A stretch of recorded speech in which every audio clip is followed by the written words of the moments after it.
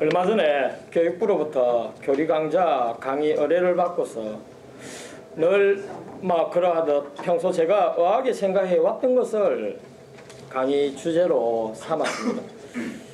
그래서 정한 강의 주제가 쌍둥이는 왜 나타나는 인연의 모습이 제각각 다를까입니다.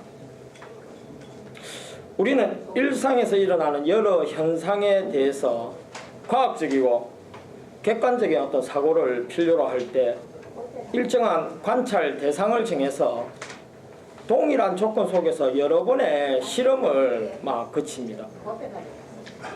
그와 마찬가지로 인연을 보다 객관적으로 설명하고 이해할 수 있는 그런 관찰 도구가 없을까 생각하다가 비교 관찰이 가능하고 게다가 동일한 조건을 가진 쌍둥이를 떠올리게 되었습니다. 인연에 대한 여러 가지 의문을 쌍둥이라는 매개체를 통해서 생물학적인 어떤 관점, 그리고 사주팔자적인 어떤 시각, 또 천리교학적인 측면에서 세 가지 관점에서 한번 접근을 해보았습니다. 잘 들립니까? 네. 이야기 전개에 있어서 저만의 억측이 있을지는 혹시 모르겠습니다만은 아무튼 듣는 사람이 가벼운 마음으로 재미삼아 들어주셨으면 대단히 감사하겠습니다. 사박수 시작하고 하도록 하겠습니다. 반갑습니다. 요사이 여러분 텔레비전 즐겨 보십니까? 네. 33개월 된 개구장이 남자아이 셋, 대안이하고 민국이, 그리고 만세 나오는 프로그램 한 번쯤은 아마 보셨을 겁니다.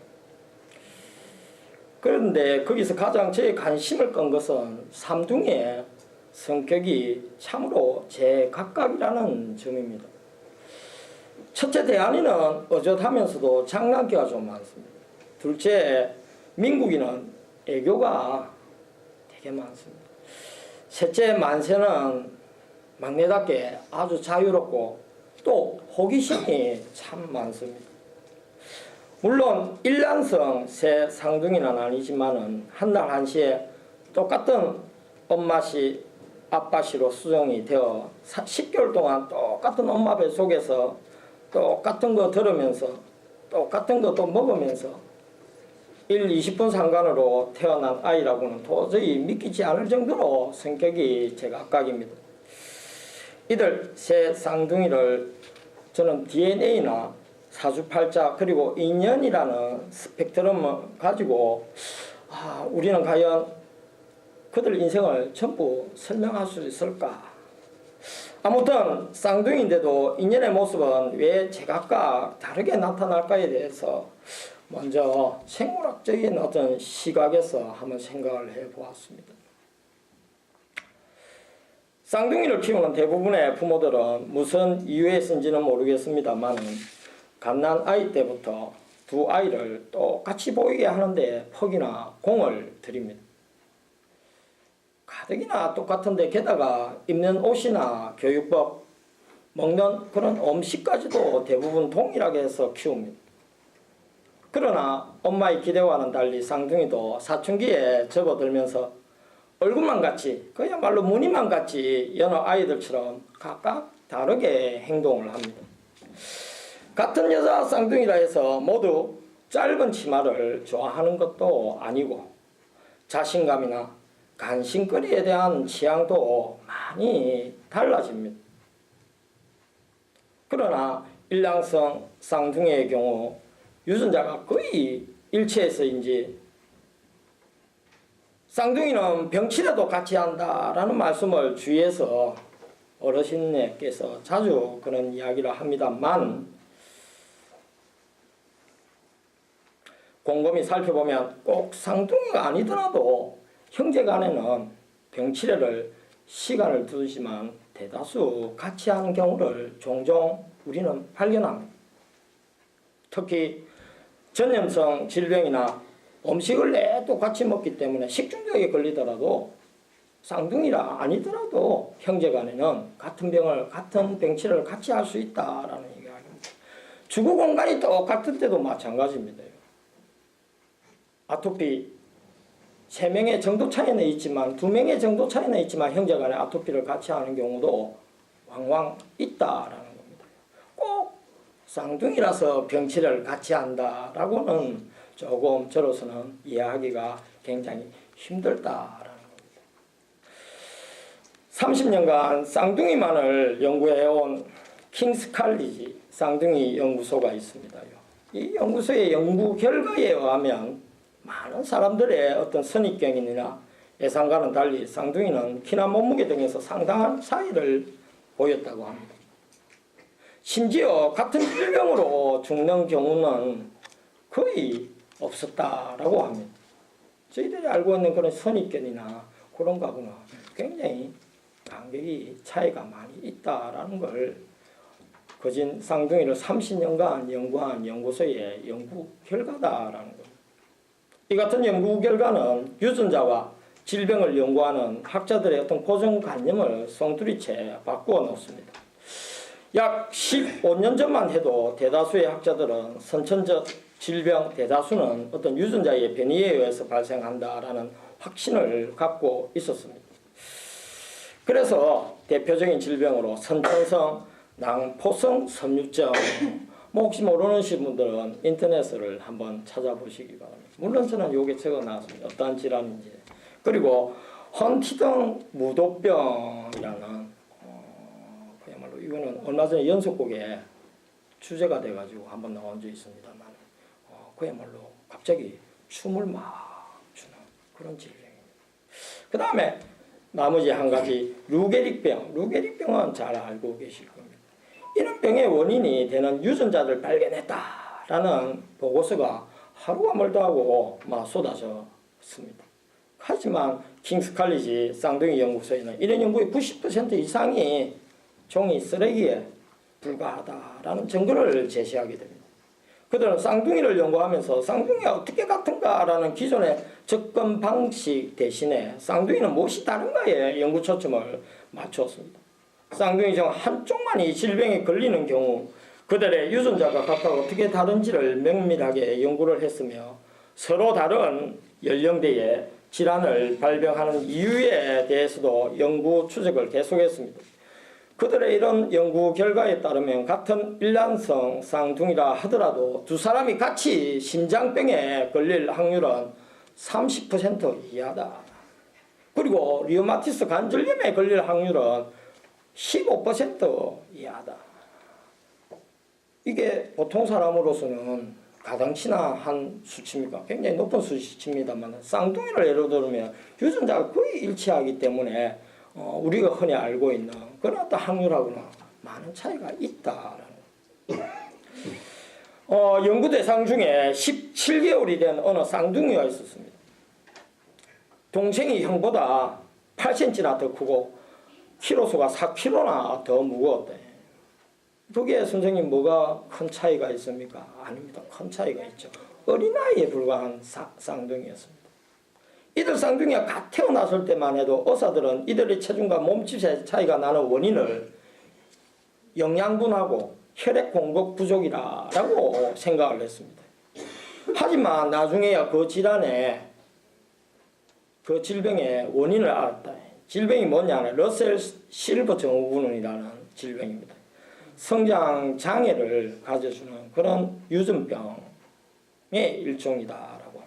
그런데 문제는 유전자가 똑같은 일란성 쌍둥이와 어째서 형제 중 한 명에만 이런 문제가 발생했을까요? 쌍둥이는 유전자가 똑같기 때문에 유전자가 문제가 되고 모든 질병이 일어난다면 쌍둥이라면 두 쪽 다 일어나야 문제가 다른데 한쪽에만 이런 질병이 일어났다라는 겁니다. 이러한 의문점을 연구하는 학문을 생물학에서는 후성 유전학이다라고 하고 있습니다. 후성 유전학이라는 학문이 생물학에 존재하고 있습니다. 후성 유전학에서는 왜 쌍둥이는 자라면서 전혀 다른 인생을 살고 전혀 다른 병으로 고생을 할까에 대한 답을 후성 유전학에서는 후성 유전체라는 요인에서 그 이유를 찾고 있습니다. 이 후성 유전체란 환경 변화로 인해서 유전자의 행동이 변하는 생체 작용을 말하는데, 세포의 안쪽을 떠다니는 메틸이라는 화학물질이 DNA에 달라붙으면서 일어나는 메틸화 때문이라고 알려져 있다. 조금 아무래도 연세가 지원하신 분께서는 생물학이라는 학문 자체가 조금 생소한 것이 겁니다. 제가 이렇게 이야기하는 것도 아마도 많은 부분 이해가 안 되실 걸로 여기십니다만, 어쨌든 세포 안쪽, 우리가 미세하게 눈에는 확인할 수 없는 세포들로 우리 인간은 이루어져 있다라고 합니다. 그 세포 안쪽을 떠다니는 메틸이라는 화학물질이 DNA에 이렇게 달라붙으면서 일어나는 메틸화 때문에 쌍둥이의 질병이 각각 다르게 나타난다라는 이야기입니다. 여기서 메틸이라는 게 도대체 무엇이냐라고 쉽게 생각하면 천리교식으로 하면 티끌에 해당된다. 그리고 이 메틸이라는 거는 뭐냐? 바로 저는 인연에 해당된다라고 보여진다. 어쨌든 이 생물학에서도 이 메틸화로 인해서 각각의 쌍둥이도 다른 질병을 가져다 준다라는 연구 결과를 발표했다라는 겁니다. 이런 메틸화는 그러면 어떤 이유로 나타나는가 찾아보다. 유전자가 똑같은데 왜 쌍둥이한테 다른 질병이 일어나는데 그 요인이 바로 무엇이냐? 그럼 그 메틸화는 뭘 때문에 생겨나느냐를 또 깊이 조금 더 들어가 보았다라는 겁니다. 이 메틸화는 여자들이 들으면 놀랄는지 모르겠습니다만, 급격한 다이어트, 그 다음에 질병, 그 다음에 노화, 그리고 환경 호르몬, 화학물질, 흡연, 약품 등이 주 원인이라고 알려져 있다라고 합니다. 메틸화가 우리 몸속에서 일어나면 몸속에서 유전자의 어떤 활동이 억제가 되고 약해져서 동일한 유전자를 가진 일란성 쌍둥이다 하더라도 메틸화를 통해서 인연의 모습이 전혀 달라진다라는 것입니다. 하물며 일란성 쌍둥이도 인연의 모습이 제각각 다르게 이런 메틸화를 통해서 달라지니 피를 나눈 형제라 하더라도 전혀 달라질 수 있다라는 걸 이 쌍둥이의 어떤 유전자 메틸과 메틸화를 통해서도 충분히 납득할 수 있다라는 겁니다. 따라서 생물학에서 말하는 쌍둥이는 행동의 유사점은 많지만 후천적인 행동 경험의 차이에 따라서 인연의 모습, 즉 신상과 사정 등은 각자가 전혀 다르게 나타날 수 있다라는 걸 라는 결과를 생물학에서조차도 의외의 어떤 결과를 얻었다라는 겁니다. 이상이 생물학을 통해서 바라본 쌍둥이의 인연의 제각각의 모습을 한번 비춰봤습니다. 다음은 조금 관심이 여러분들 가질 만한 바로 사주팔자적인 시각에서 쌍둥이에 나타나는 인연에 대해서 한번 생각을 해보겠습니다. 여러분 어떻습니까? 일란성 쌍둥이는 관상에 그리고 생년월일 시까지도 다 똑같으니까 사주팔자적 운명까지도 모두 똑같아야 할까요? 참으로 헷갈립니다. 제가 이 주제를 정한 것도 바로 이 쌍둥이는 왜 인연이 다를까? 우리 운명, 숙명이라는 이야기를 쉽게 합니다만 사주팔자가 똑같다면 당연히 쌍둥이도 사주팔자가 똑같으니까 어떻습니까? 운명도 똑같아야 된다라고. 근데 쌍둥이 쳐다보니까 안 그래. 그래서 그거에 대한 의문점을 가지고 하나하나 천리교학적인 측면에서도 그리고 어떻습니까? 생물학적인 측면에서도 그 다음에 사주팔자적인 사주팔자들은 사주팔자로서 돈을 벌어먹고 사는 점술가나 무속인들은 과연 이걸 어떻게 쳐다보는가 대단히 궁금해도 제 스스로가. 따라서 그거에 대해서 조금 이야기를 나눠보도록 하겠습니다. 우리가 흔히 말하는 사주란 사람을 하나의 집으로 보고서 생년, 생월, 생일, 생시를 그 집의 각각의 네 기둥에 비유해서 붙여진 명칭이 바로 사주입니다. 따라서 넉사자에 기둥주자를 쓴다. 혹시 이제서 사주라는 말을 조금 이해하시는 분이 계실는지 모르겠습니다. 우리의 어떤 사람을 비유하면 사람이 집이라 한다면 네 기둥이 있는데 그 네 기둥이 각각 생년월일 시가 바로 네 기둥. 따라서 그걸 우리는 사주라 하고 있다. 그리고 그 각각의 사주에 따라서 청강하고 지지라는 게 있습니다. 물론 이게 혹시 사주팔자 공부를 좀 해보신 분은 금방 이해가 되실 줄로 여기집니다만 어쨌든 각각의 사주에 따라서 청간과 지지, 청간의 간자와 지지의 지자를 붙여서 간지라고 하는데 그 간지에서 각각 한 글자씩 해서 두 글자를 가져오게 되는데 각각의 여기서 나온 8자를 우리는 팔자다 한다. 따라서 팔자는 8팔자에 글씨 자자를 써서 팔자다라고 하고 있습니다. 여러분은 각자의 사주, 즉 생년, 월일, 시 다들 알고 계시죠? 그죠? 모르는 분 여기 계십니까? 다들 알고 계실 줄로 여기십니다. 예? 아, 시를 모르는 분도 계십니까? 예. 어쨌든 생년, 월일, 시를 각각의 사주다 하고 있습니다. 혹시 팔자까지도 알고 계십니까? 사주는 제가 아까 혹시라도 모르는 분도 계시지만 아시는 분들도 꽤 있을 거라고 여기십니다만 팔자까지는 잘 모르실 것이다 라고 여기십니다. 그런데 쉽게 말하죠. 사주 팔자가 더럽다. 거기 때가 묻었나? 모르면서 더럽다는 소리는 그게 말이 안 되잖아요. 안 그렇습니까? 재미삼아 저의 사주팔자를 오늘 비로소 공개를 하겠습니다. 저는 1965년 12월 21일생입니다. 오후 5시에 경에 태어났다라고 본 적이 없습니다만 저희 어머님을 통해서 그렇게 전해 듣고 있습니다. 참고로 생일까지는 약 20여일 남았습니다. 참 그리고 내일 음력 12월 1일인데 고성 전 회장님 생신이라고 알고 있습니다. 혹시 마음의 여유라든지 만나게 되면 내일 아침이라도 축하 인사라도 드리면 전 회장님 대단히 기뻐하시지 않을까라고 여기십니다. 저하고 똑같은 병띠입니다. 거기다가 저도 12월생인데 음력이 전 회장님도 12월생입니다. 저는 20하루니까 한 20여일 차이가 있네요. 인생은 얼마나 차이가 있을는지 모르겠습니다만은 어쨌든 그런 공통점이 좀 아닌 게 아니라 좀 있긴 하네요. 어쨌든 생일까지는 저희 생일은 한 20여일 따라서 남았습니다.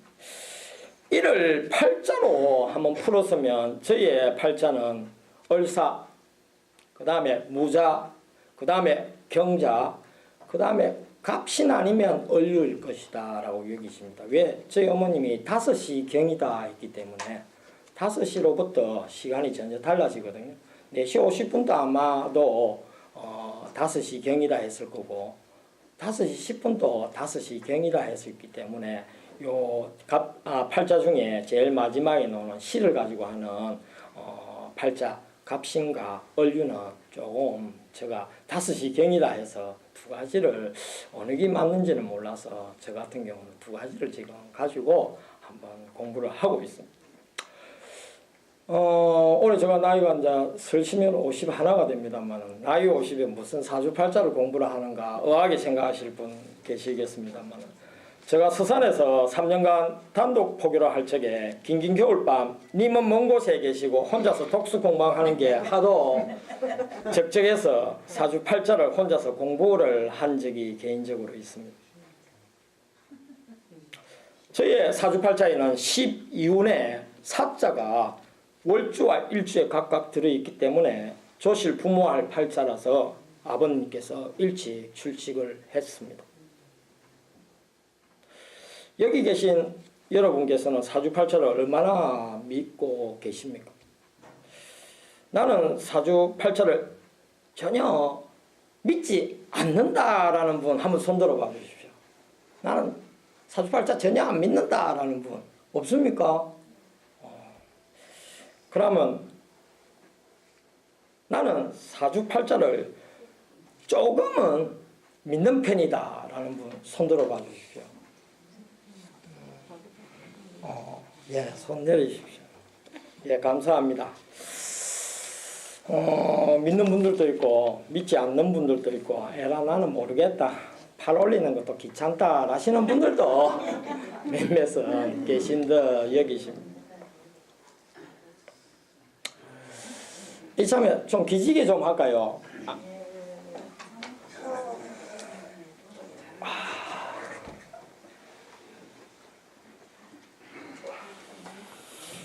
우리가 주사위를 던졌을 때 나오는 경우의 수는 1에서 6, 바로 이 6가지입니다. 이처럼 사주팔자도 사실 경우의 수가 제한이 되어 있습니다요. 사주팔자 공부를 해보면 그렇습니다. 사주팔자도 무한한 게 아닙니다요. 주사위도 무한한 게 아니죠. 1에서 6 하나는 오게끔 되어 있듯이 사주팔자도 무한한 게 아니에요. 사실은 경우의 수가 제한이 되어 있다는 게 사주팔자의 가장 맹점이 됩니다. 사주팔자의 경우의 수를 계산을 해보면 연 60갑자, 거기다가 월 12개, 일이 60갑자에 시가 12개, 그래서 각각 곱해보면 51만 8,400가지가 경우의 수가 나옵니다. 따라서 51만 8,400명에 한 명은 나머지 51만 8,400명을 보았을 때 내하고 사주팔자가 똑같은 사람이 한 사람 또 나오게 마련이다 라는 게 이 사주팔자의 가장 맹점이다 라는 것입니다. 51만 8,400명 중에 내하고 똑같은 사람이 있다, 사주팔자가. 이해가 되십니까? 물론 공부를 해보면 남녀에 따라서 경우의 수가 더 늘어납니다. 51만 8,400개가 아니라 아마 남녀에 따라서 역학이 이렇게 바뀌지거든요. 음이 양으로 되고 양이 음으로 되기 때문에 경우의 수가 조금 더 늘어나는 건 사실입니다만은 일단 사주팔자 그 한 가지만 본다면 51만 8,400가지만 경우의 수가 있다라는 것입니다. 어쨌든 이걸 좀 다르게 풀어서 설명하면 현재 72억의 세계 인구에서 따져볼 때 적어도 나와 비슷한 사주와 팔자와 운명을 가진 사람이 약 14,000명 정도는 있다라는 계산을 할 수가 있습니다. 범위를 더 좁혀가지고 대한민국만 한번 생각을 해보겠습니다. 2014년 작년에 신생아 숫자가 약 45만 명이다라고 합니다. 남녀에 따라서 경우의 수가 늘어나긴 하겠지만 단순하게 일수와 일시로 나누어 보면 동일한 사주를 가진 사람이 최소 100명 정도는 될 거라는 계산이 나옵니다. 물론 실감을 못 하시겠다면 예를 들어 보겠습니다요. 1952년생 혹시 누군지 아시겠습니까?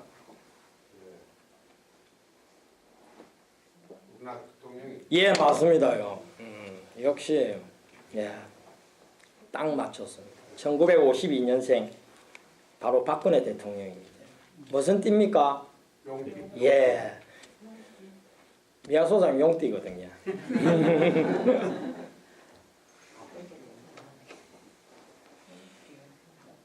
1952년생 박근혜 대통령과 같은 사주를 가진 사람이 아마도 1952년은 지금보다 출생아 수가 아마도 100 이상은 많았다라고 여기십니다. 따라서 1952년은 지금보다 출생아 수가 2배 정도 많았다고 가정한다면 최소한 박근혜 대통령과 같은 사주를 가진 사람이 얼마? 200명 정도는 될 거다라는 계산이 나온다. 그러나 현재 대한민국의 대통령은 200명이 아니라 1명뿐이라는 점입니다. 그러므로 명백한 것은 사주가 같아도 모두 똑같은 삶을 살 수 없을 뿐더러 살지 않는다는 점입니다. 이처럼 엄밀히 말해서 가능성을, 사주는 엄밀하게 말해 가능성을 말하고 있습니다. 이것이 어떻게 발현되는지는 엄밀히 말해 환경이나 본인의 어떤 각오, 실천에 따라서 전혀 달라진다라는 것입니다. 다시 말해서 사주라는 자동차가 운이라는 길을 달려가지만 아무리 자동차와 길이 같아도 운전자에 따라서 천차만별의 모습이 나타난다라는 겁니다. 운전자가 누구입니까? 바로 사주의 주인공을 뜻합니다. 본인 스스로의 어떤 생각과 판단과 노력이 사주와 다른 삶을 만들어낼 수 있다라는 뜻입니다. 따라서 8글자, 즉 8자만 가지고 인생의 모든 사연을 속단하려 하는 것은 애초부터 무모한 설정이다라고 말씀드릴 수가 있겠습니다. 여기서 사주발자에 얽힌 쌍둥이 이야기를 하나 하도록 하겠습니다.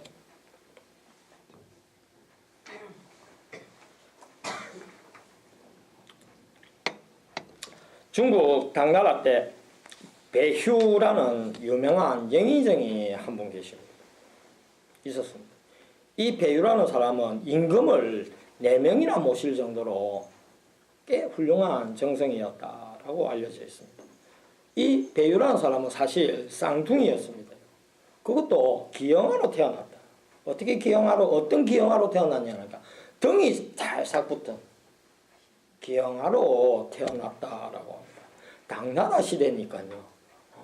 동계 당나라가 몇 년인지 혹시 아나? 역사에 관심이 꽤 많다고 내가 전해 듣고 있는데. 당나라. 중국 역사까지는 아직까지 잘 모르나? 알기는 한데 정확하게. 꽤 아마 오래전일 것이다라고 얘기했습니다. 700년. 예? 700년. 700년. 그러면 지금 2015년이니까 약 몇 년 전쯤 됩니까? 동계 몇 년 전쯤 돼요? 1300년. 마정도 1400년, 1300년 요 정도 전의 이야기입니다. 이 등이 똑같이 붙었으니까 부모로서 기가 찰 거 아닙니까? 어떻게 태어났는지는 모르겠습니다만 어떻게든 태어났대. 이야기에 의하면요. 이야기에 의하면 부모가 모르겠다 하고 등을 요새 말로 하면 수술이죠. 무식하게 말하면 막 고기 썰듯이 쓸었다. 살못 살고 죽으면 죽겠지라고 아마도 생각했을 것이다 라고 여기십니다. 왜? 그때는 애 낳다가 정상아들도 많이 죽으니까. 근데 참 희한하게 실이 이 둘 다 건강하게 자라나게 됩니다. 그래서 이름을 붙이는데 뭐라고 붙이냐니까 성씨는 배인데 이름은 도자. 법도 도자라 해가지고 정도할 때 도자인데 어느 도자인지 아시겠습니까? 여하튼 도자라는 성씨를 붙였다. 형은 왜 형이라고 지었느냐 하니까 잘랐는데도 이렇게 살을 잘랐는데도 조금 뭡니까요? 덩치가 큰 놈은 형이고 덩치가 좀 작은 놈을 동생을 해야 돼. 막 됐습니다. 따라서 덩치가 좀 큰 등이 그러니까 많이 붙어 있는 형은 법도 도자를 써가지고 도다라고 그러니까 사람이 이름이 배도가 되는 겁니다. 배도. 그 다음에 동생은 한자를 도자로 적어가지고 이름을 탁이라 부를 수도 있습니다. 한자 성어는 뭐 이름 한자를 여러 음독을 하는 경우 여러 음독이 가능하니까요. 어쨌든 똑같은 법도도자를 써가지고 한 사람은 법도도, 한 사람은 헤아릴 탁 해가지고 한 사람은 형은 배도요, 동생은 배탁이다 지었다라고 합니다. 물론 배유는 바로 어릴 때 형인 배도가 장성해서 하고 나서 새로 지은 이름이에요. 따라서 여기서 말하는 배휴는 바로 배도 그 형을 듣고 하는 이야기입니다. 배휴는 어려서부터 조실부모하여 외삼촌한테서 키워지게 됩니다. 동생 탁은 일치 가출해가지고 행방불명 상태였다라고 합니다. 어느 날 고명하신 스님 한 분이 외삼촌하고 말씀을 나누고 계셨는데 그때 마침 배우가 마당에서 빗질을 하다가 그 삼촌하고 그 스님하고의 대화를 잠시 엿듣게 되었다. 그 스님이 삼촌에게 이야기합니다. 저 아이는 왜 나이입니까? 라고 물어보게 됩니다. 나이 조카인데 부모가 없어서 어릴 적부터 데리고 있습니다. 스님께서 저 아이를 내보내십시오. 내치십시오. 그러니까 삼촌이 놀라서 부모도 없는 아이를 조카를 어떻게 내보냅니까? 라고 합니다. 스님이 뭐라 하느냐 하니까 내가 보니까 저 아이를 놓아두면 워낙 복이 없는 아이라서 평생 얻어먹을 팔자인데다가 저 아이로 말미암아 그 아이의 이웃까지도 다 가난에 빠질 것이다 라고 했다. 저 아이가 얻어먹으려면 우선 이 집부터 망해야 하니 당초에 그렇게 되기 전에 저 아이를 당장 내치십시오. 삼촌이 그만 들어보니까 자기 집이 망한다는 소리에 때거리가 하나도 없어지게 망한다는 소리에 스님이 돌아간 뒤 이 배유를 내치게 됩니다. 삼촌을 배우가 찾아가서 외삼촌 저는 어디든지 괜찮으니까 이 집에서 나가겠습니다. 지가 엿들었으니까. 그러니까 삼촌이 양심이 있어서 가기는 어디로 가느냐. 그러니까 이 배우가 아까 스님의 말씀을 제가 들으려고 들은 게 아니라 들려셨다. 내가 나가서 빌어먹을 수도 있어도 외삼촌까지 망해놓고 살 수는 없지 않습니까? 하고 만류하는 외삼촌의 손을 뿌리치고 얻어먹는 그야말로 거지가 돼서 중국을 떠돌아다녔다. 하루는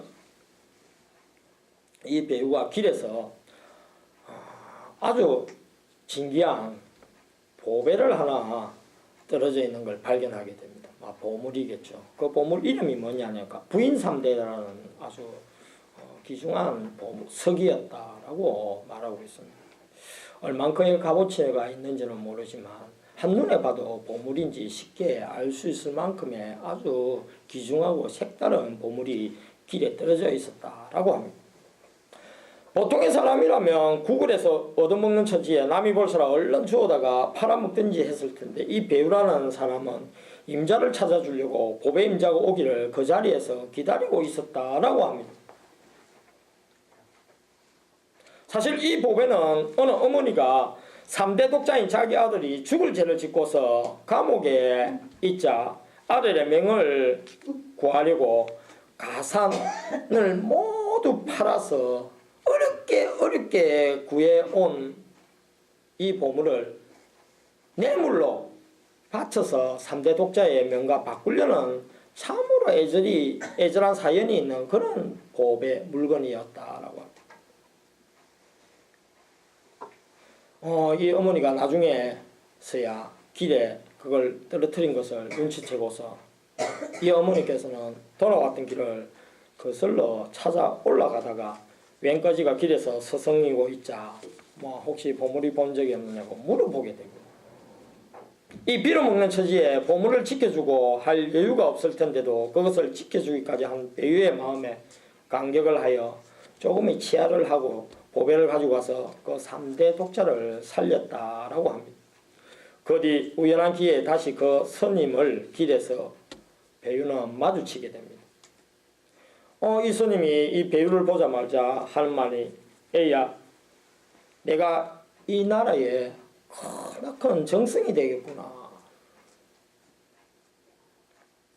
갑자기 보자마자 그런 말을 하자 그 말을 들은 배유는 기가 막힙니다. 스님 언제는 내가 빌어먹겠다라고 하시더니 오늘은 어찌 정승을 하겠다라고 하십니까? 놀리지 마십시오 하니까 이 스님께서 예전에는 너의 얼굴상을 보고 보았지만 오늘은 너의 마음상을 내가 보았느니라. 내게 그동안 무슨 일이 있었겠구나 하고 묻자 배우가 사람을 하나 살린 일을 이야기를 하니 그랬어였구나 하고 이 스님이 고개를 끄덕였다. 그 후 배유는 스님의 말대로 정성이 되었다라고 합니다. 배유는 정성이 된 뒤 틈틈이 쌍둥이 동생 생각에 사방을 수소문을 해서 찾아도 보았지만 동생의 행방은 그야말로 묘연했다라고 합니다. 그러던 어느 날 여름날 나라일 때문에 황하를 건너고 있다가 윗옷을 벗어 젖히고 노를 젓는 백사공을 보게 됩니다.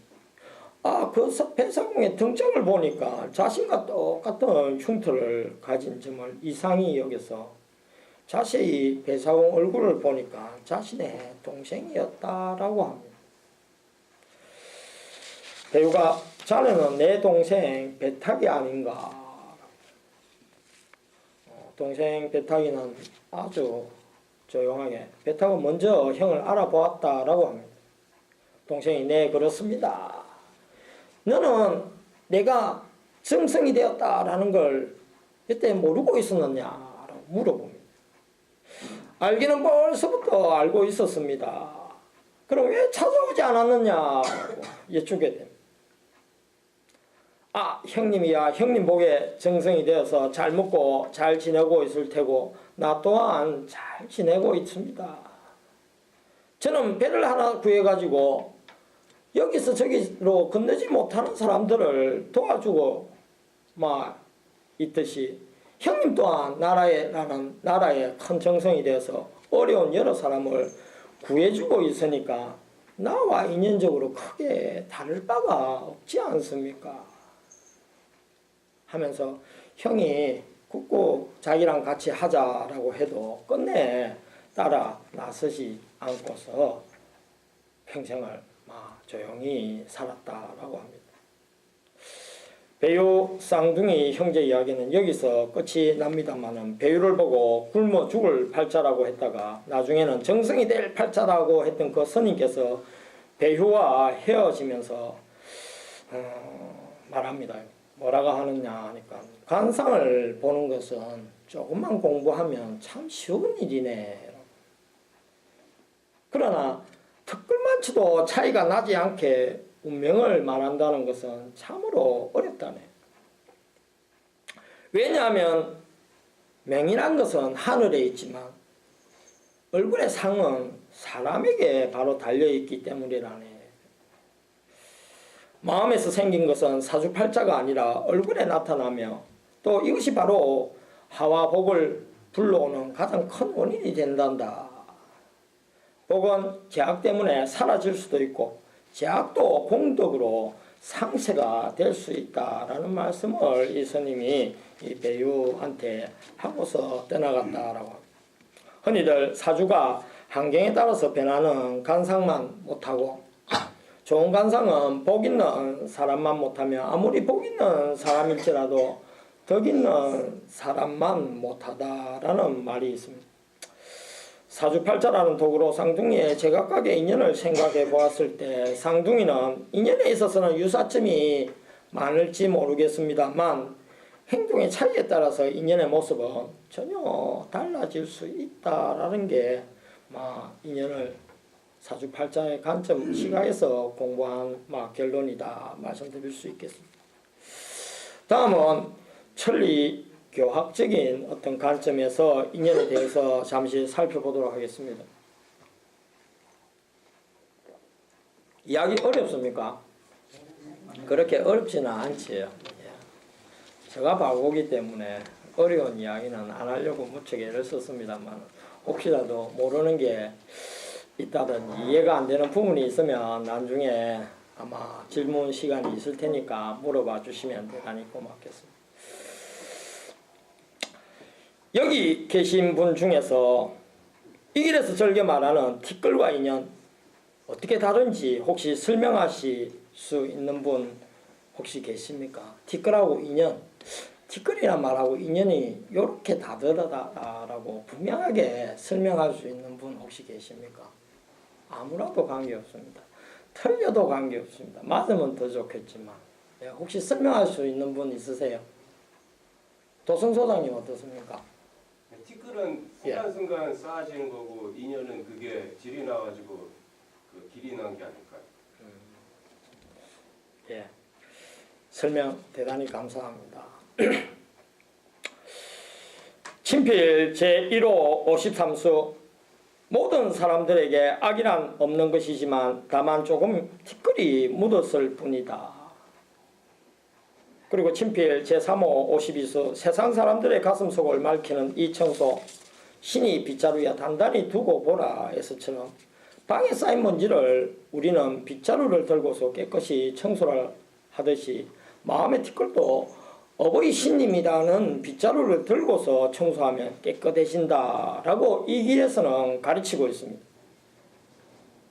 그러나 누구나 할 것 없이 티끌이 남의 이야기가 아니라 자신의 이야기가 되면 티끌을 보고서도 그냥 쉽게 지나쳐버리게 됩니다. 이것이 거듭 되풀이되면 티끌을 티끌로 느끼지 못하거나 인식할 수조차 없게 되고 나중에는 빗자루가 아니라 헤라를 가지고 끌고도 쉽게 떨어지지 않게 됩니다.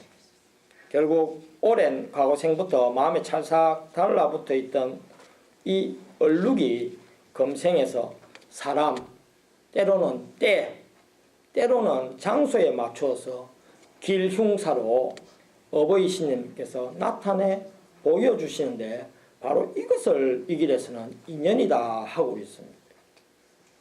제 설명이 그렇게 어렵지는 않을 줄로 여기집니다만 다시 한번 설명드리면 오랜 과거생부터 마음에 찰싹 달라붙어 있던 그런 얼룩들이 금생에서 사람이나 때나 장소에 맞추어서 길흉사로 어버이 신님께서 나타내 보여주시는데 이것을 이 길에서는 인연이라 하고 있다. 제가 기륭사라 했습니다. 그죠? 좋은 인연도 있기 때문에 기륭사라는 이야기를 하고 있습니다. 우리는 인연하면 조금 나쁜 의미, 좋지 않은 의미로서 오해하는 경우도 있습니다만 좋은 인연도 결국 자기가 나쁘게 만들었기 때문에 나쁜 인연이 되지 인연 그 자체는 좋고 나쁨이 없다라고 얘기했습니다. 쉽게 말하면 이겁니다요. 칼을 사용하는 사람이 남을 찌르면 범죄자가 되지만 쇠고기를 다루는 사람이 되면 그야말로 훌륭한 남들을 위한 일을 할 수 있으니까 굉장한 부자가 됩니다. 집 열쇠도 마찬가지입니다. 남의 집 금고를 여는데 그걸 사용하면 어떻습니까? 도둑놈이 되고 강도가 되지만 열쇠가 없어서 발로 동동 굴리는 사람에게 키를 만들어서 열어줄 때는 그야말로 하나는 은혜를 입은 사람으로 바뀌게 됩니다. 인연 그 자체는 좋고 나쁨이 저는 전혀 없다라고 보여져요. 그 사용하는 사람이 전혀 다르게 사용했을 때 우리는 좋은 인연이다, 나쁜 인연이다 라고 말하고 있습니다. 그럼 원전을 통해서 이 길에서 말하는 인연에 대해서 좀 더 객관적으로 제 이야기가 아니고 원전을 통해서 좀 객관적으로 살펴보겠습니다. 먼저 교조 1화편입니다. 교조 1화편 11번 신이 이끌어들였다 편을 보면 교조님께서는 자네는 신과 깊은 인연이 있기 때문에 신이 이끌어들인 거야. 병은 걱정할 것 없어. 곧 구제해 줄 테니 그 대신 자네는 신의 일을 하지 않으면 안 돼. 저는 요거는 교조 1화편에 나오지만 교주님께서 말씀하신 거라서 저는 지도 말씀이다 라고 항상 생각하고 있습니다. 교조 1화편에 나오는 거는 교수님이 말씀인 거니까 지도 말씀하고 다른 거야 라고. 아니요, 저는 교조 1화편에 나오는 교수님 말씀도 지도 말씀이다 라고 여기고 있습니다. 라는 구절이 나오는데 여기서 저는 불교식의 어떤 숙명론적 인연에 대해서 여기서 불교식 숙명론적 인연에 대해서 말씀을 하고 계십니다. 용제와 신님과의 인연에는 바로 숙명론적으로 만나는 그런 인연이 있다.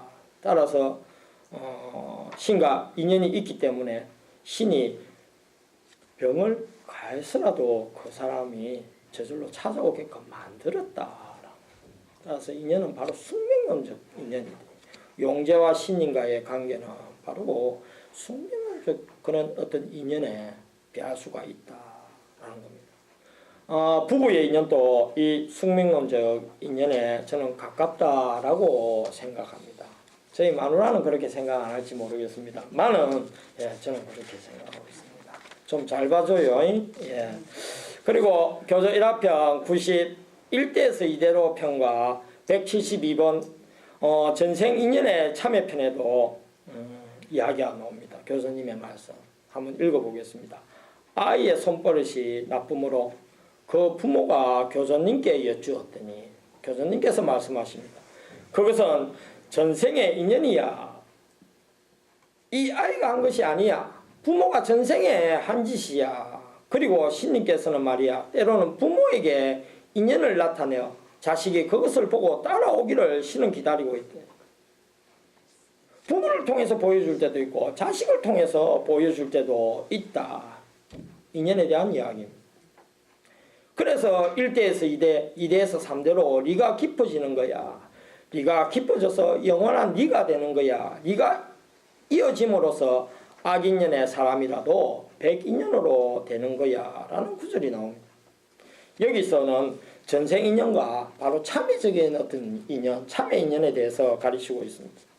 아이의 나쁜 손버릇을 부모님의 전생인연이라는 말로 다 이루고 있으며 또 부모에게 인연을 보여 자식을 따라오게 하는 어떤 참회적인 그런 인연도 같이 가르치고 있습니다.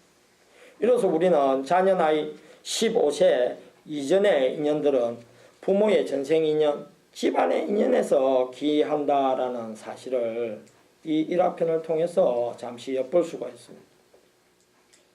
그리고 이 웅면농적인 악인연은 없으면 그 어떤 악인연의 사람도 백인연으로 다시 태어나기 위한 악인연이다라는 사실도 깨달을 수가 있습니다. 일화편 말고 또 기도 말씀을 통해서도 인연에 대해서 아주 자세하게 가르쳐주고 있습니다.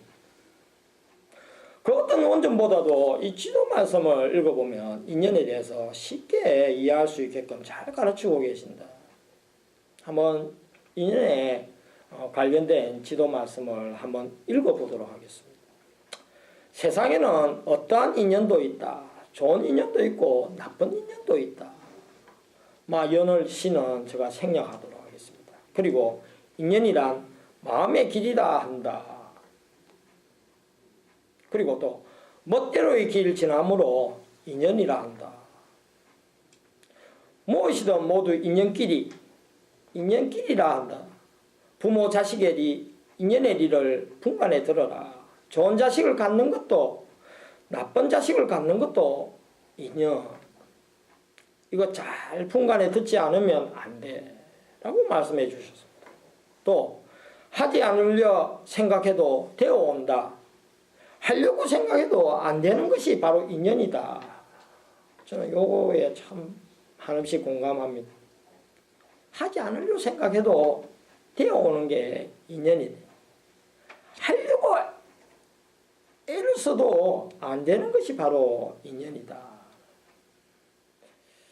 그 다음에 자식이 많아서 곤란한 사람도 있고 자식이 없어서 고민인 사람도 있다. 게다가 자식이 있는데도 자꾸자꾸 낳는 사람도 있다.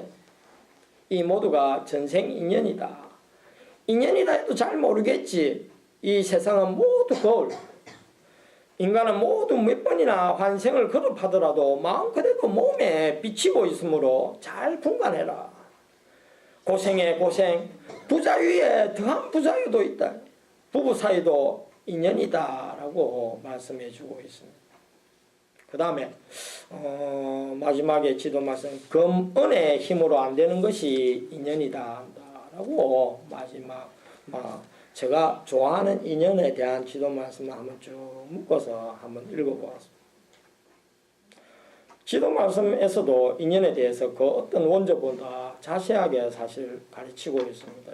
왜 지도 말씀은 몰라서 어떻게 해야 될지 모르는 신자분들이 그야말로 교수님을 찾아뵙고서 여쭈고 살 때 여쭈음에 대해서 답을 한 거기 때문에 굉장히 자세하게 사실은 설명하고 있습니다.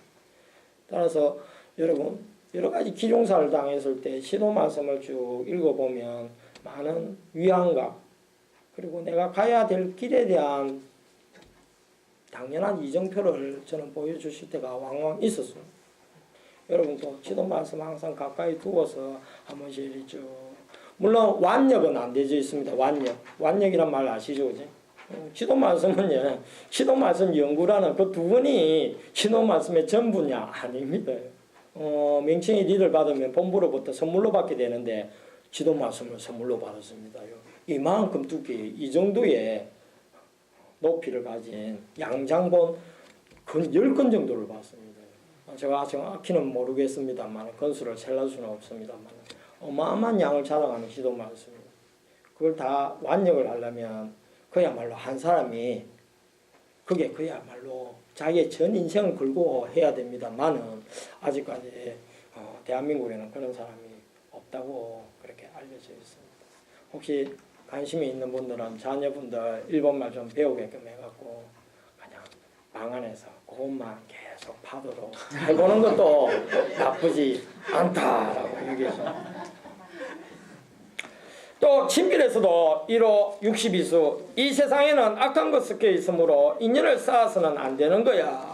1호 74수 전생 인연 모아서 수호한다. 이것으로 영혼이 확실하게 다스려진다 라며 개인의 인연에 대해서 가르쳐주고 계시지만 사실 친필에서는 어느 누구에게나 깃들어 있는 즐거운 삶을 시키시려는 어버이 신님의 뜻, 즉 어떠한 인연에 대해서 사실 친필에서는 더 많이 가르쳐주고 있다.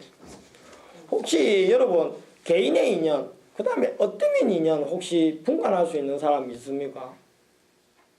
예, 친필을 보면 우리가 공부를 한 게 개인의 인연에 대해서 오늘 공부를 안 했습니까요? 근데 친필을 보면 교호 중에 어떠한 인연에 교전에도 나옵니다. 교전 정확히는 모르겠습니다만 교전 7장 정도에 아마 나올 거다라고 여기십니다만 어쨌든 어떠한 인연은 친필로도 뭐 자주 나올 뿐더러 교전에서조차 나오는 교호다.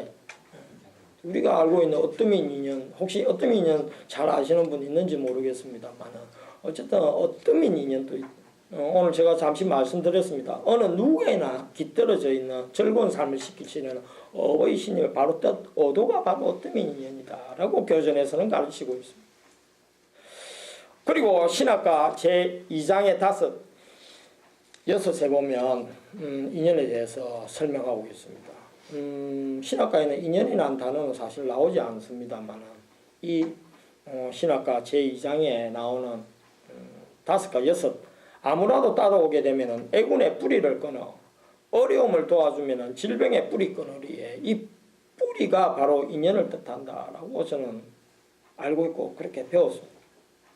신앙을 하면서 우리는 인연을 쌓다 내지는 인연을 끊다라는 표현을 자주 듣고 즐겨 하게 됩니다. 내 스스로가 인연의 어떤 부정적인 측면만을 너무 강조하여 사용하고 있지는 않는지 반성을 걸어서 하게 됩니다. 아무튼 좋은 인연과 나쁜 인연들이 개개인의 삶에 영향을 미친다면 부모의 사소한 일상적인 행동과 신앙적인 실천 그리고 조상의 어떤 덕 뭐 하나 같지 않은 게 없는 쌍둥이는 왜 인연의 모습이 제각각 다르게 나타나는 걸까요? 저는 그 해답을 1890년 8월 9일에 지도 말씀에서 찾았습니다. 지도 말씀을 읽어보면 인간은 모두 신의 자녀이므로 마음도 같은 것으로 여기겠지만 오늘날까지 긴 연수에 걸쳐 수천 번이나 환생하는 사이에 쏜 마음씨에 따라서 각자 다른 인을 갖고 태어난다. 그리하여 부모와 자식, 형제라 해도 모두 각자 다른 마음의 일을 갖고 태어나므로 한 사람 한 사람 모두 틀리는 것이다 라고 교수님께서는 1890년에 지도 말씀을 통해서 분명히 저희들한테 가르쳐 주고 계십니다. 천리교학, 즉 천리교의 원전을 도구로 쌍둥이의 인연을 생각해 보았을 때 쌍둥이는 인연에 있어서 유사점은 있을지 모르지만 쌍둥이라도 각자 다른 마음의 일을 갖고 태어나므로 인연의 모습은 전혀 달라질 수 있다라는 깨달음을 잠시 얻을 수가 있었습니다. 여러분 요리 좋아하십니까? 예. 똑같은 재료에 똑같은 조리법에 똑같은 요리 선생님한테서 배운 뒤 그 선생님을 앞에다 모셔다 놓고 만든 음식도 요리하는 사람에 따라 제각각 맛이 다른 법입니다. 똑같은 엄마와 아빠 사이에서 같은 시간에 태어난 쌍둥이 자식인데도 전혀 다른 인연의 길을 걷는 데는 아마도 인간 창조의 주체가 아빠 엄마가 아니라 바로 어이신 천리왕님의 있음을 단적으로 증명하는 가장 뚜렷한 증거다라고 저는 생각합니다. 이것이야말로 오늘의 강의의 주제인 쌍둥이는 왜 인연이 다를까에 궁금증을 푸는 가장 큰 실마리가 될 것으로 생각됩니다. 예정보다는 제가 좀 말이 느린 편이 돼서 많이 늦었었습니다만은 얼마 전에 TV에서 보았던 100년 된 진주 비빔밥집 이야기를 끝으로 오늘 강의의 마무리를 짓겠습니다. 비빔밥 하면 양푼에다가 밥과 고추장, 양념장 그리고 나물을 넣어가지고 썩썩썩썩 비벼서 먹는데 바로 그 일미가 있습니다. 비빔밥 좋아하십니까? 비빔밥 좋아해야 고성교회에 와서 월차에 점심밥을 맛있게 먹습니다.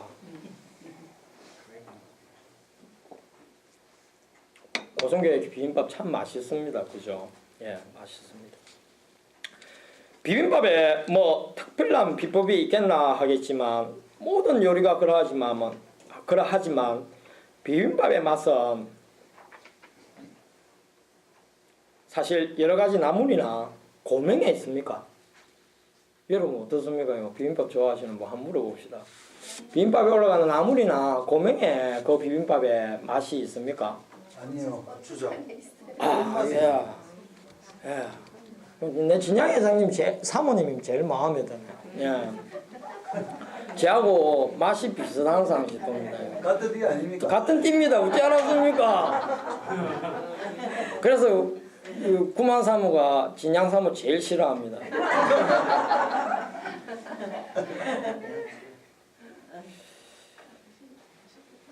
저는 비빔밥의 맛은 사실 화려한 여러 가지 나물과 고명에 있지 않고 참 고추장과 바로 그 양념장에 따라서 비빔밥은 그 맛이 천태만상 달라진다라고 저는 맛을 그렇게 알고 있습니다. 햇바닥이에요. 햇바닥이거나. TV에서 자주들 요사이는 맛집에 관련된 먹방, 요새 말하는 먹방이라고 합니다. 먹방 프로그램들이 요새 많이들 하고 있습니다. 대체로 그 맛집만의 비법을 가르쳐 주는 데는 참으로 인색합니다. 안 그렇습니까? 자기 가게 선전은 해도 우리 이런 비법을 가지고 이렇게 맛있게 하요라는 집은 그 비법까지 가르쳐 주는 데는 참 인색합니다. 그 부분만 살짝 편집을 해가 안 보여준다든지 주인이 이건 안 돼요 하고 카메라를 잠가버린다든지 그런 경우가 왕왕 있다 그 이야기입니다. 내가 사실 주인장이라도 안 보여줄 것 같다. 여러분 보여줍니까? 절대 안 보여주지. 절대. 예, 안 보여주는 게 맞습니다요. 그런데 얼마 전에 보았던 3대째 이어간다는 진주 비빔밥집만은 그렇지가 않았습니다. PD가 이 촬영을 하다가 깜짝 놀란대요. 보통 PD가 촬영하다가 야 좀 비법 좀 가르쳐주세요 라는 말을 하게 됩니다만 여기는 프로그램이 이상해요. PD가 깜짝 놀란대. 요리 비법을 이렇게 다 가르쳐주면 어떻게 합니까? 라고 오히려 이 PD가 깜짝 놀라갖고 이야기를 합니다. 그 말을 PD 자신도 모르게 내뱉었다. 그 말에 주인장의 대답이 참으로 묘했습니다. 묘했다는 어감을 여러분 아십니까요? 듣는 순간 참 대단하신 분이다 라는 생각이 들었습니다. 죄송한 이야기입니다만 천리교 교회장 적어도 제보다는 이 사람 참 대단하신 분이구나 라는 생각이 참 들었다. 대수가 3대째 아닙니까? 100년 동안 비빔밥집을 해가 그 사장이 하는 말인데 보통의 사람 이야기하고는 달라야지. 그래야 3대째 100년째 해온다라고 이야기할 수 아니겠습니까? 천리교 교회도 마찬가지입니다요. 남한테 명함을 내밀다면 적어도 3대 정도는 되고 100년 이상은 된 교회라야 남 앞에 이 명함을 안 내밀겠나라는 생각이 듭니다. 이 사장님이 뭐라고 하는지 참 저는 이 지도 말씀 같았습니다. 참 놀랐습니다. 지금도 그 사람이 말하는 게 그대로 내 머리에 박혀져 있습니다. 뭐라고 하는가 하니까 지금까지 아무리 떼돈을 벌었어도 주인장이 자기 몸을 수월하게 해서는 더 이상 손님이 안 와요 라는 말입니다. 참 이런 마음은 죄송합니다만은 교회장이 되고 나면요 제가 그렇습니다. 다른 분은 모르겠습니다. 좀 생각이 가벼워집니다. 막 이렇게 해갖고 맨날 남도 안 했는데 막 먹고 살지 싶은 생각, 아주 가벼운 생각을 하는 게 인간이다. 근데 이 양반은 그런 말을 안 해요. 지금까지 아무리 떼돈을 벌었어도 주인장이 자기 몸을 수월하게 해서는 더 이상 손님이 안 와요. 결코 음식 맛이 있을 수가 없어요. 라고. 무엇보다도 주인이 부지런해야 해요.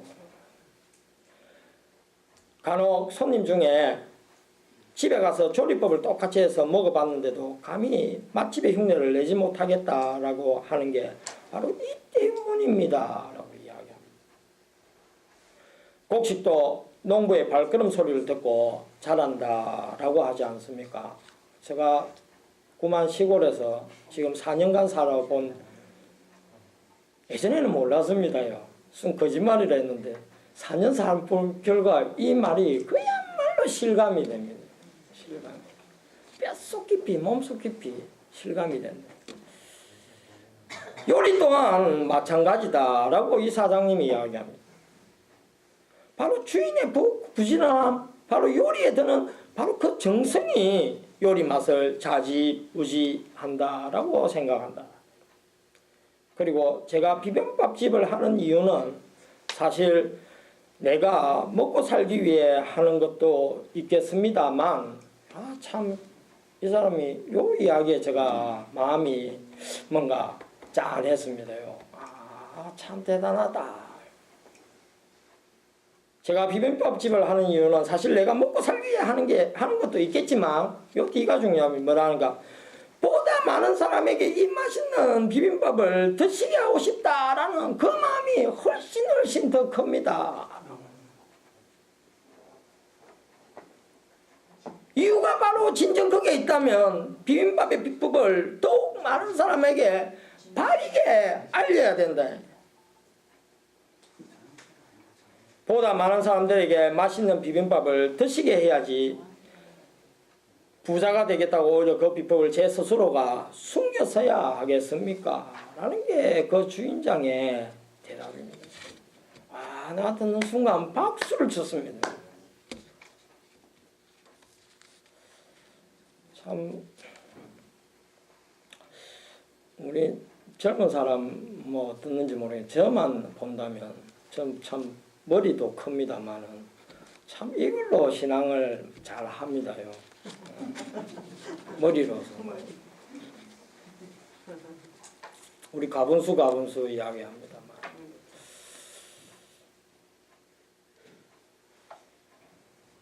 그러나 참 이런 사람은 머리로 안 해요. 그만 이야기를 들어보면 내라도 비법이란 비법을 하나도 안 숨기고 어디 뭐 며느리도 없지만 며느리도 안 가르치고 할 것 같아.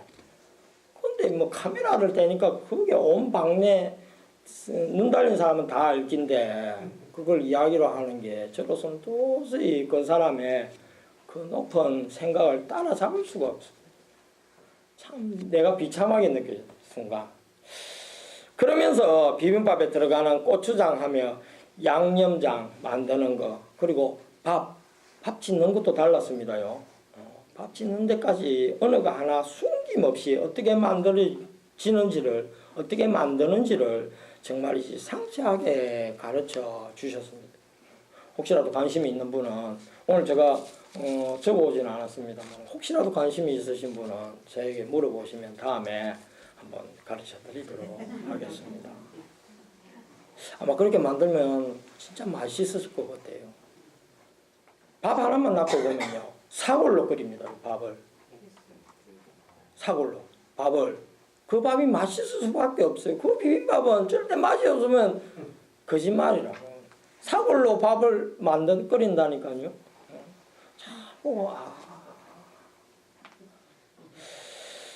기나긴 인생길 꼭 악인연이 아니더라도 때때로 우리의 삶이 우리 머리를 벽돌로 내리칠 때가 누구나 있기 마련입니다. 그래도 한 가지 믿음만은 잊지 말아달라는 이야기를 하고 싶습니다. 저는 저를 계속 유지 또는 마음 승인시킬 수 있는 유일한 것이 여태까지 자기 자신이 한 것들 그리고 지금 하고 있는 것들을 그야말로 사랑하는 데 있다라고 확신합니다. 있는 힘껏 달리는 사람에게는 뒤도 옆도 절대 보이지 않는 법입니다. 한번 여러분 열심히 달려보세요. 100m 전속력으로 나의 모든 체력을 가지고 달리면 옆도 뒤도 안 보입니다.